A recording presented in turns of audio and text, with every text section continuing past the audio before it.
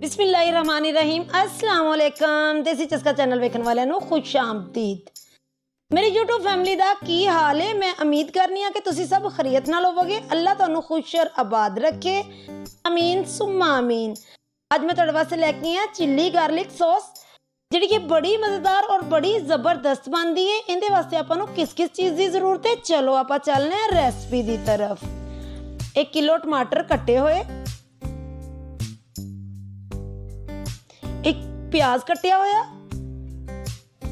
1 चम्मच लसन का पेस्ट, 1 चम्मच जीरा कुटिया होया, आधा चम्मच कालियां मिर्चां, 1 चम्मच सब्ज मिर्चां का पेस्ट, 1 चम्मच नमक। चलो हुण मैं तुहानूं बना के वहानी किस तरीके दे नाल बननी। सब तो पहले कढ़ाई च पानी पा के मैं रख दिता सी, चंगी तरह उबल जावे।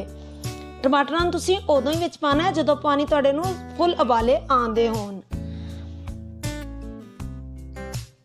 जदों पानी नूं उबाले आ रहे होण फिर छिलके बड़ी आसानी नाल और बड़ी जल्दी उतर जांदे ने। ढक्कन बंद करके दम ते तुसीं 2 तो 4 उबाले दवाने ने। तकरीबन मैं 2 मिनट वास्ते ही रखिया सी, ज़्यादा देर आपां नूं रखण दी जरूरत नहीं।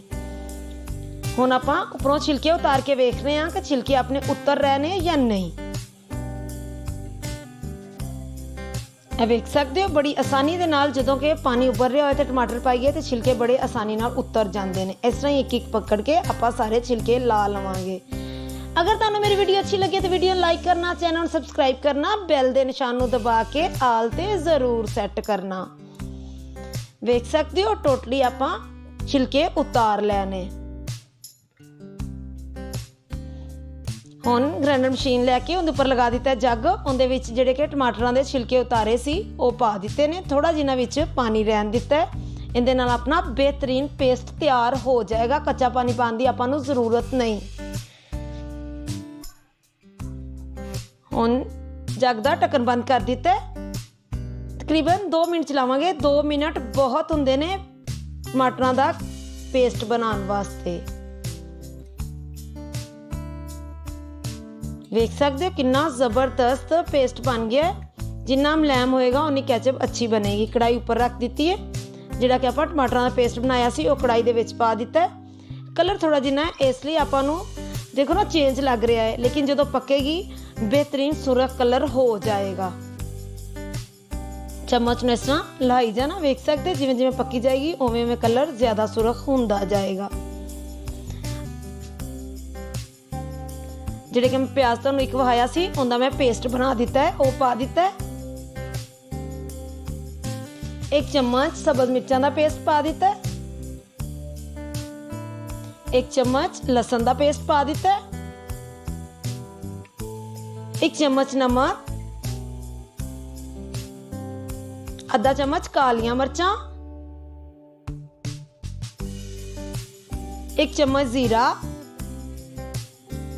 कुंडी विच कुट के जीरे नूं पाना है, साबत नहीं पाना, क्योंकि कैचअप दे विच बिल्कुल हर चीज़ एक लिक्विड टाइप ही बनी होनी चाहिए। इहदे विच मोटी कोई चीज़ नज़र आए तो अच्छी नहीं लगती। माशाल्लाह वेख सकते हो किड्डा सोहना कलर सुरख होना शुरू हो गया।